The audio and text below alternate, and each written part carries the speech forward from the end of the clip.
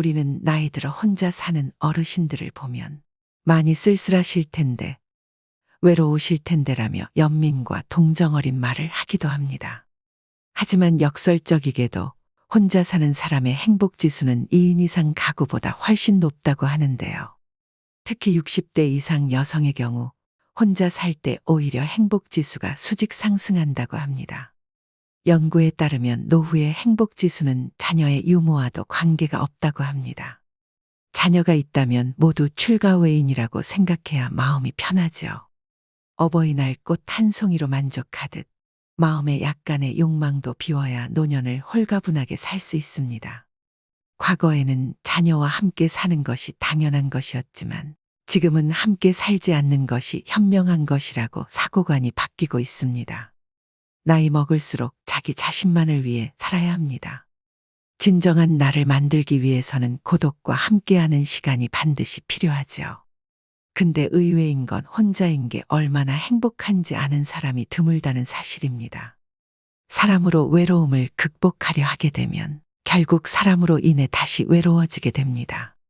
스스로가 온전해야 남에게 내줄 자리 하나도 생기는 법입니다. 외로우면 결국 남에게 집착하게 되고 괴롭히게 됩니다. 하지만 혼자 산다는 생각은 왠지 외톨이가 된 것 같고 이기적이라는 걱정이 앞서기도 합니다. 왜일까요? 불안하고 고독을 견디지 못하기 때문입니다. 그런데 이런 문제에서 명쾌한 답을 얻어 나이 들수록 혼자 지내는 것이 편안하다고 말하는 중년 노년들이 있습니다. 이들은 어떻게 만족도는 높고 고민도는 낮은 혼자서도 행복하게 사는 삶을 얻을 수 있었던 것일까요? 외롭지 않게 행복한 노후를 지내고 싶다면 오늘 영상을 끝까지 시청해 주시길 바랍니다. 오늘의 영상으로 구독자 여러분 모두 마음이 다이아몬드처럼 단단해지시는 계기가 되길 소망합니다. 먼저 혼자서도 잘 지내는 사람들의 특징 첫 번째는 나에게 좋은 사람으로 살면 된다는 원칙으로 살아갑니다. 혼자 잘 지내는 사람은 모두를 만족시려고 애쓰지 않습니다. 적당한 관계라는 원칙으로 마음 편한 사람에게 집중하면 된다는 생각입니다. 그럼 이제 마음 편한 사람에게는 어떻게 대하는 것이 좋을까요? 한마디로 말하면 무조건 잘해주려고 하지 않습니다. 의무감으로 해주는 것과 진심으로 좋아해서 해주는 것은 다르기 때문입니다. 의무감으로 남에게 잘해주는 사람은 피곤합니다. 타인에게 자신의 감정을 들키지 않으려고 말 한마디, 행동 하나에도 주의를 기울이기 때문입니다. 타인은 잘 돌보면서 정작 자신은 돌보지 않는 사람의 마음은 과연 건강할까요? 남에게 무조건 잘해준다고 해서 그것을 모든 사람이 알아주는 것도 아니더군요. 이런 기대가 관계에서 갈등으로 이어지는 경우가 많습니다. 나는 힘이 붙이도록 잘해준다고 했는데 상대는 좋아해주기는커녕 모르거나 오히려 불만인 경우가 있습니다. 억울하고 상대가 밉습니다. 그런데 상대도 같은 마음이라면 어떨까요? 말이 통하지 않고 돌파구는 없는 것처럼 느껴집니다. 그래서 어른들은 사람 마음이 내 마음 같지 않다고 말했었나 싶습니다. 상대가 내 마음 같기를 바라지 않으면 상처도 받지 않습니다. 그냥 상대는 이런 생각이란 걸 인정하면 편해집니다. 이런 마음 상태로 이르기 위한 해법으로 가장 먼저 상대가 부담스러워하지 않는 선에서 해야 합니다. 대가를 바라는 마음이 없어야 합니다. 무리하지 않는다는 것은 내가 좋아서 했기 때문에 상대 반응이 시원치 않더라도 불만이 없습니다. 가장 중요한 것은 나입니다. 나에게 좋은 사람으로 살면 된다는 마음가짐이 받쳐주기에 혼자여도 문제없고 혼자여도 정말 편할 수 있는 것입니다. 두 번째는 도전을 두려워하지 않습니다. 고독을 즐기는 사람들은 나이에 상관없이 의미 있는 도전을 합니다. 자신이 이루고 싶은 꿈, 목표가 있으면 실행에 옮기는 추진력이 있습니다. 자신에게 집중하는 시간이 많기 때문에 자신이 진짜 무엇을 원하는지 잘 알 수 있습니다. 나이가 들수록 나만의 취미생활과 배움의 끈을 절대 놓으시면 안 됩니다. 평균 수명이 길어진 지금 단순히 오래 사는 것을 목적으로 삼기보다는 여생을 얼마나 아름답고 가치 있게 사느냐가 관건인 시대이죠. 우리 세대가 다들 그랬듯 저도 30대까지는 사회 구조에 맞춰 살기 바빴습니다. 외적으로나 내적으로 나를 돌아볼 진중한 시간을 갖지 못했습니다. 그러다 50대를 지나면서 어떤 인생의 막을 보내야 가치 있을까 싶더군요. 동시에 자녀 세대에게 존경받는 부모가 되려면 어떻게 노후를 보내야 할까라는 고민도 생겨났습니다. 요즘엔 여기저기서 혼자서도 재미나게 사는 어르신들의 이야기가 많이 보입니다. 그 중에서 여러분들께 도움이 될 만한 분들의 글을 한번 가져와 보았습니다. 댄스 스포츠를 배우고 있는 김순옥 씨는 이렇게 말합니다. 주변에 은퇴하신 분들을 봤는데 아직 할머니, 할아버지라고 하기엔 너무나 젊고 건강한 분들이 많은 거예요. 결국 외적인 부분도 중요하지만 정신적인 부분도 테라피가 필요하다고 느꼈죠. 오래전부터 댄스 스포츠를 취미로 하고 있었는데 그게 제격이다 싶었어요. 음악이 지니는 치유 효과와 더불어 춤을 통해 전신 운동이 가능하니 너무 좋잖아요. 제가 느꼈던 그 매력과 즐거움을 전파하고 싶은 마음에 주변 사람들에게 추천하고 있습니다. 김순옥 씨의 말처럼 무엇인가 배우고 즐기겠다는 생각으로 시작보세요. 굳이 학원이나 문화센터가 아니더라도 책을 보며 배워도 좋고 유튜브로 공부해도 좋습니다. 무슨 취미든 본인에게 맞는 것을 하면 됩니다. 굳이 같이 가자고 권유하여 친구들과 마음 상할 필요도 없습니다. 마음 맞으면 같이 하면 좋고 대화를 해도 좋습니다. 세 번째는 모든 사람들에게 인정받으려고 하지 않습니다. 혼자 잘 지내는 사람들은 인간관계에서 모든 사람들과 잘 지내려고 하지 않습니다. 그리고 모든 사람들에게 인정받으려고 하지 않습니다.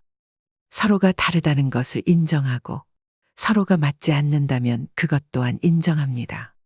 내가 사람들로부터 인정받고 싶은 마음이 없으니 자연스럽게 타인의 기대에 맞춰서 살 필요가 없는 것이죠. 사람들은 사람들이 자신을 사랑해 주길 바라고 인정해 주길 바랍니다.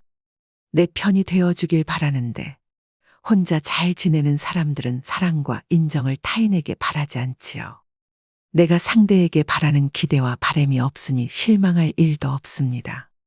인간관계에서 오는 소외감, 외로움도 없지요. 외로움은 혼자 있어서 느끼는 것이 아니라 상대에게 이해받지 못해서 외롭다고 느낍니다. 그러니 가족이 있고 연인이 있다고 해서 외로움을 안 느끼는 것은 아닙니다. 혼자서 행복한 노후를 보내기 위해서는 남에게 인정받고자 하는 마음부터 버리셔야 합니다. 네 번째는 자신감이 있습니다. 고독을 즐기는 사람들은 혼자 있는 시간에 내적 성찰과 취미 등 외적 성취를 이루어냅니다. 사람은 혼자 있는 시간에 자신을 깊이 있게 바라볼 수 있습니다. 내면을 바라보고 성찰하기 때문에 내적으로 성숙됩니다. 외적으로는 취미나 공부 등을 하면서 자기 개발을 합니다. 내적으로 단단해지고 외적으로 성취를 이루니 자연스럽게 자존감이 상승합니다. 자존감 상승은 자신감으로도 이어져 여유 넘치는 마음이 듭니다. 혼자서도 잘 지내는 사람들은 안정감은 자기 안에 있는 것이라는 점을 잘 알고 있습니다. 여유 있는 마음은 상황을 객관적으로 바라볼 수 있게 해주고 올바른 선택을 할 수 있게 해줍니다. 일이 잘못되거나 실패할 확률도 그만큼 줄어들게 됩니다. 작은 일, 큰 일 할 것 없이 성공을 하는 횟수가 늘어나게 되고 자신감, 자존감이 상승하는 선순환이 발생합니다. 이런 선순환은 삶을 긍정적으로 바라보게 해주니 삶 자체가 긍정적으로 흘러갑니다. 설사 실패를 하더라도 그 상황에서 할 수 있는 긍정적인 것을 발견하고 다시 일어섭니다. 이렇게 어려움을 극복해냈으니 다시 자신감 상승의 선순환이 발생되는 것입니다. 지난 세대엔 인생의 절정기가 45세였다면 앞으로는 75세가 될 것입니다. 흔히 100세 시대라고 하죠. 인생 2모작이 아니라 3모작을 해야 하는 시대가 온 것입니다. 하지만 사람들은 현재의 생활에 급급한 나머지 갑자기 주어진 길고 긴 인생 후반전을 어떻게 준비해야 할지 아직 잘 모르고 살고 있습니다. 그냥 주어진 오늘 하루 또 열심히 살면 되는 것 아닌가 하는 생각이 나중에 주어질 인생 후반전을 맞아 여러분을 몹시 어리둥절하게 하고 더욱 힘들게 만들 수 있습니다. 노후가 비참해지지 않으려면 나 자신을 믿고 사소한 것이라도 스스로 할 수 있다는 자신감부터 가지는 것이 제일 중요한 첫 번째 자세입니다. 다섯 번째는 자신의 시간을 관리하는 능력이 뛰어납니다. 언제 일어나서 어떤 시간에 무엇을 할지가 명확합니다. 혼자 잘 지내는 사람은 나이 들수록 하루의 계획을 세우고 계획에 따라 실천합니다. 스스로의 시간을 즐기고 자유롭게 자신의 일정을 잘 관리하고 효율적으로 일을 처리합니다. 자신의 성장을 위해서 운동도 하고 마음도 관리하며 책도 읽습니다. 남는 여가 시간에는 다양한 활동을 즐기면서 새로운 인연을 만들어 나가기도 합니다. 취미 동호회나 다양한 모임에 참여하여 자신의 관심사를 공유하고 새로운 친구를 만들 수 있습니다. 혼자 잘 지낸다고 해서 사람을 기피하는 것이 아닙니다. 때와 장소에 따라서 사람들과 잘 어울립니다. 또한 이를 통해 자신의 자립심을 강화할 수 있으며 자신의 목표를 달성하기 위해 노력합니다. 내가 무엇을 했을 때 행복감을 느끼는지 잘 알고 있습니다. 책 읽기, 요리하기, 운동하기 등 자신만의 관심사를 즐기는 것은 삶의 질을 높이는 중요한 요소입니다. 이를 통해 자신에게 자부심을 가질 수 있고 스트레스를 푸는 효과도 있습니다. 혼자 있는 시간에 목표로 한 것을 차근차근 이루어 갑니다.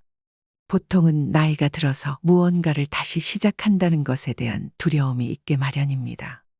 그러나 고독을 즐기는 사람들은 평소에 꾸준한 내적 성찰로 내면에 힘이 있으니 자기 확신이 있습니다. 이런 내적 힘이 나이에 상관없이 또 두려움 없이 자신이 원하는 것을 포기하지 않고 이루어 갈 수 있게 만드는 원동력인 것입니다. 오늘은 나이 들어서도 혼자 잘 지내는 사람의 특징에 대해 배워보았는데요. 사람들은 살면서 가장 힘든 게 인간관계라고 말합니다. 어떤 분들은 허무하다고도 합니다. 20여 년간 그렇게 친구들 경조사를 챙기고 부르면 나갔건만 나 어려울 땐 코빼기도 보이지 않는 친구로 배신감을 느끼는 사람, 직장을 잃거나 사업이 망해서 외면하는 친구 때문에 차가운 현실을 실감한 사람도 있습니다. 하지만 끊고 싶어도 그동안 쌓인 정 때문에 추억 때문에 끊기도 쉽지 않습니다. 요즘엔 혼자 사는 것이 오히려 편하고 즐겁다고 말씀하시는 분들이 많습니다. 사람으로 인한 실망과 갈등이 적으니 스트레스도 적습니다. 인간관계에 집착하지 않자 더 만족스러운 인간관계가 되었습니다. 오히려 가장 불행한 사람은 혼자 사는 사람이 아니라 마음이 맞지 않는 사람과 같이 사는 사람이죠. 이제는 혼자 사는 노인에 대한 시선도 더 이상 외로움과 쓸쓸함, 인생무상이라는 편견에서 편해 보인다로 이동하고 있는 것 같습니다. 혼자서도 잘 지낸다는 것은 남에게 의지할 필요가 없을 정도로 스스로에 대한 멘탈이 아주 강하다는 증거입니다. 멘탈이 건강한 사람은 당연히 인간관계도 마찬가지로 건강하기 때문입니다. 반면 혼자서도 잘 지내지 못하는 사람들은 타인에게 지나치게 의존하면서 인간관계에 다양한 문제를 일으키는 경우가 많습니다. 사람과 인간관계가 힘들다고 말하지만 사실 외로움이 힘든 인간관계를 자초하는 경우가 적지 않습니다. 외로움을 피하려고 할수록 더 휘둘리고 약해지기 쉽습니다.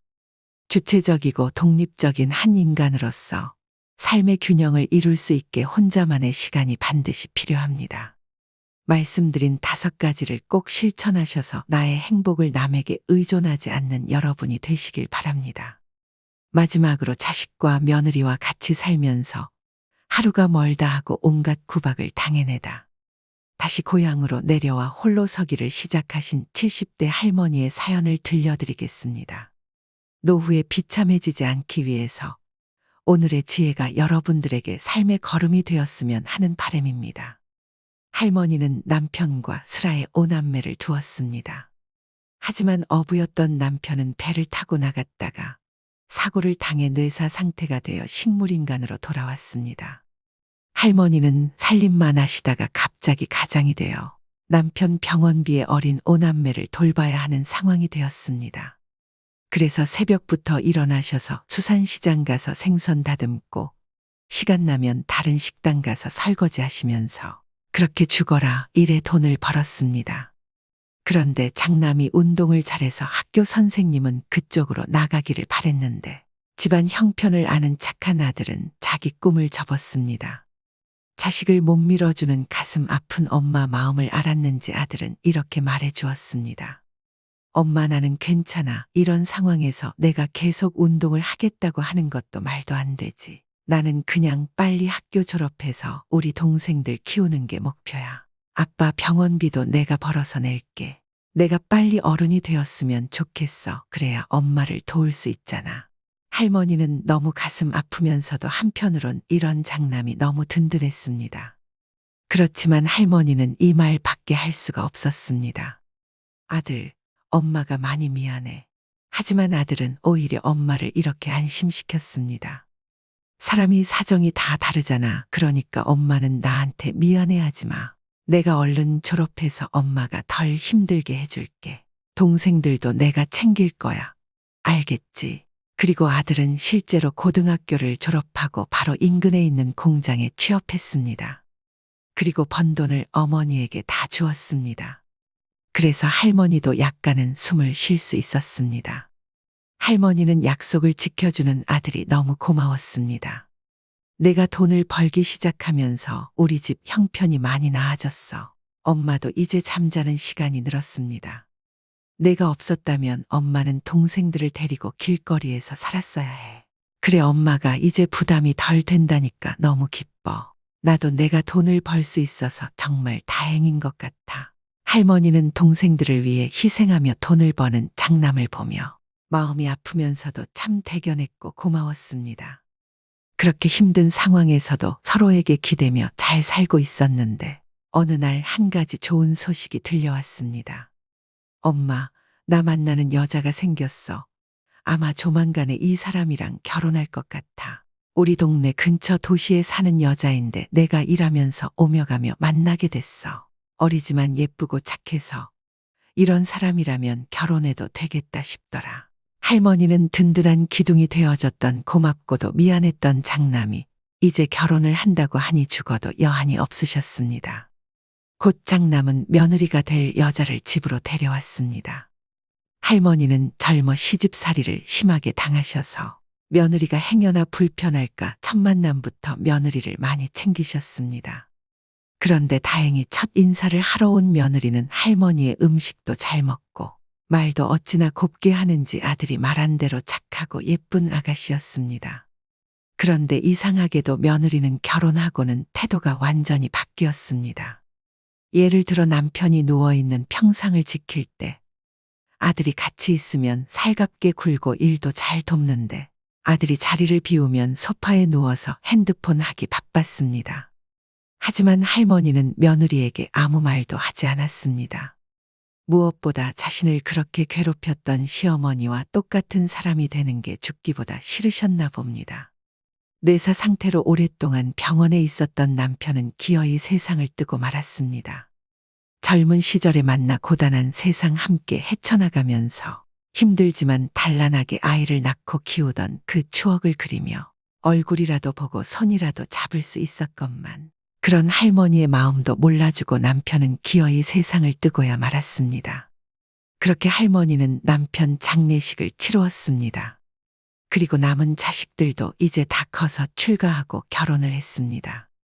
그래서 이제는 조용히 혼자 살게 된 할머니였습니다. 그러자 장남은 혼자 사는 엄마가 걱정이 되어 같이 살자는 제안을 해왔습니다. 하지만 할머니는 단번에 거절하셨습니다. 아휴 됐어 나는 너희 할머니한테 시집살이를 너무 많이 당해서 며느리들 괴롭히는 거는 딱 질색이야. 내가 너희 집에 가면 며느리가 얼마나 괴롭겠어. 그러자 이번엔 며느리가 아들을 통해서 할머니의 집하고 자기들 가진 돈을 합쳐서 같이 살자는 제안을 해왔습니다. 하지만 할머니는 며느리 눈치가 보여 가기가 싫었습니다. 고부 갈등이 얼마나 고통스러운지 알았기 때문이었습니다. 그런데도 며느리는 장남과 찾아와서 할머니에게 같이 살자고 계속해서 설득했습니다. 저는 진짜 어머님하고 같이 사는 거 좋아요. 그러니까 이 집하고 우리가 지금 사는 집도 팔아서 더 넓은 곳으로 이사 가서 같이 살아요. 어머니만 괜찮으시면 저는 언제든지 환영이에요. 할머니는 그런 며느리의 진심 어린 설득에 남편의 사망 보험금과 집 한 돈, 그리고 비상금까지 수중에 있는 모든 돈을 다 모았습니다. 그렇게 할머니는 남는 돈이라곤 한 푼도 없는 상태로 아들 명의로 된 새 집으로 들어가게 되었습니다. 그렇게 할머니는 장남네 집에서 함께 살게 되셨는데 현실은 할머니의 생각과는 너무 달랐습니다. 며느리가 완전히 딴 사람이 되어 있었기 때문입니다. 결혼 전에 보았던 살가운 사람은 어디 가고 마치 다른 사람처럼 돌변해 할머니를 하대하기 시작했습니다. 어머니, 화장실 청소 이거 제대로 하신 거예요. 물때가 다 안 지워졌어요. 그러면서 자기는 친구랑 약속이 있다며 손주를 맡기고는 나가버리기 일쑤였습니다. 그렇게 며느리는 시어머니를 청소부터 음식까지 온갖 것을 시켰습니다. 마치 파출부나 가정부가 따로 없었습니다. 할머니도 처음에는 외로운 노인네랑 같이 살아주는 것이 고마워서 청소며 빨래며 나서서 했었지만 며느리의 행동은 날이 갈수록 심해졌습니다. 하지만 할머니는 아무 말도 하지 않았습니다. 아니, 할 수 없었습니다. 남편의 사망 보험금과 할머니의 재산으로 아들의 부부는 서울에 있는 대단지 고급 아파트로 이사 왔지만 할머니는 막상 그 혜택을 누리지 못했습니다. 그래도 아무 말 하지 않으셨습니다. 할머니가 살면서 가장 힘들 때 힘이 돼주니가 장남이었기 때문입니다. 할머니는 가족을 위해 희생해준 장남에게 평생 미안한 마음뿐이라 차마 며느리에게 싫은 소리를 할 수 없었습니다. 하지만 며느리는 손자를 키우며 힘든 일은 다 할머니를 시켰습니다. 손주를 유치원에 보내는 것도 데리고 오는 것도 할머니 몫이었습니다. 할머니는 이제 나이가 들어서 몸이 마음대로 움직이지도 않았습니다. 언니, 우리 엄마가 식모예요. 우리 엄마가 언니한테 어떻게 했는데 언니가 우리 엄마한테 이러면 안 되죠. 어느 날은 보다 못했던 할머니의 딸이 며느리에게 이렇게 따졌습니다.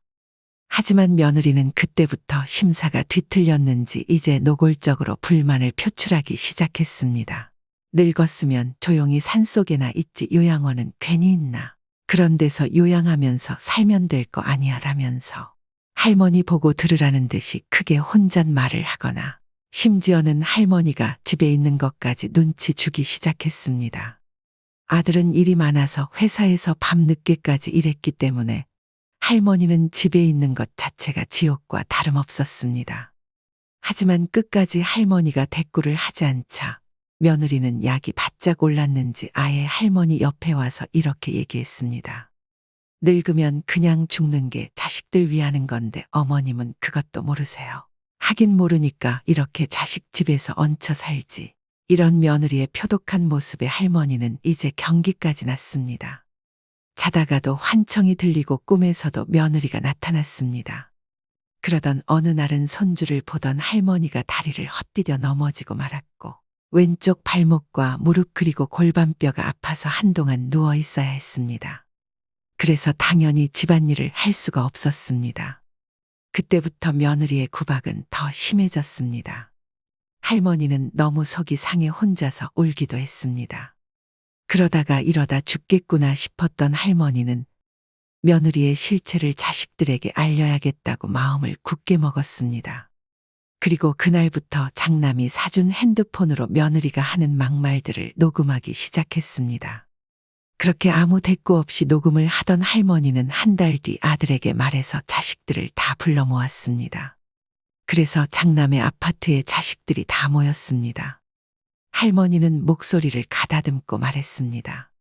내가 해준 게 없어서 그동안 참고 살았는데 이제는 도저히 안 되겠다. 저 못된 것이 평소에 나한테 어떻게 했는지 똑똑히 들어. 그리고 할머니는 핸드폰에 녹음된 며느리의 막말을 틀었습니다. 노인네가 너무 오래 사는 것도 가족들한테 민폐인 거 알아요. 적당히 살다가 죽는 게 자식들을 위한 길이라는 거 꼭 명심하세요. 나 같으면 그냥 스스로 요양병원으로 걸어서 들어가고 말지. 이렇게 며느리한테 병수발 들게 하는 거 미안하지도 않아요. 그렇게 그 길지도 않은 할머니가 누워있던 기간에 쏟아졌던 며느리의 잔혹한 폭언이 폭탄처럼 거실에 울려 퍼졌고 핸드폰에 녹음된 며느리의 음성이 다 끝나고도 거실에는 한동안 정적이 흘렀습니다. 자식들은 큰 충격에 빠졌습니다. 특히 효심이 깊었던 장남은 아내가 평소에 워낙 다른 사람처럼 행동했기 때문에 당혹을 넘어 큰 충격에 빠졌고 아무 말도 할 수 없었습니다. 내가 이럴 줄 알았어, 오빠. 당장 저 여자랑 이혼해. 이 집 다시 팔아서 엄마한테 받은 돈도 다 돌려주고. 여자는 여자들이 안다고 진작부터 어렴풋이 눈치를 채고 있었던 딸들이 일제히 난리를 쳤습니다. 엄마 돈 안 돌려주면 자기들이 가만 안 있을 거라고 으름장을 놓았습니다. 며느리는 눈치를 챘는지 이미 친정으로 도망가고 없었습니다. 그래서 딸들이 친정을 찾아가 뒤집어 엎겠다는 걸 할머니가 겨우 말렸습니다. 그도 그럴 것이 평소 딸들이 엄마를 모시고 살아주는 게 고마워서 며느리에게 조금씩 쥐어준 돈만 해도 1,000만 원이 넘었습니다. 그리고 행여 엄마한테 피해가 갈까 며느리 눈치를 많이 보았습니다. 그러니 얼마나 배신감을 느꼈을까요? 장남은 두 얼굴에 와이프와 대판 싸웠고 끝내 이혼 수순을 밟았습니다. 장남이 너무 충격을 받아 이혼 의지가 완고했습니다. 그 후 할머니는 바로 고향으로 돌아왔고 혼자 사는 게 오히려 마음 편해졌다 하십니다. 물론 고향에 내려오니 남편 생각도 나고 공허한 기분이 안 드는 것은 아니지만 그래도 며느리와 함께했던 그 지옥 같은 날들을 생각하면 이렇게 남 눈치 안 보고 마음 편안하게 살 수 있음에 감사함을 느낀다 하십니다. 오늘의 영상 어떠셨나요? 오늘도 노후의 지혜와 함께 해주셔서 감사드립니다. 황금빛으로 무르익어가는 여러분의 지혜로운 인생을 언제나 응원합니다.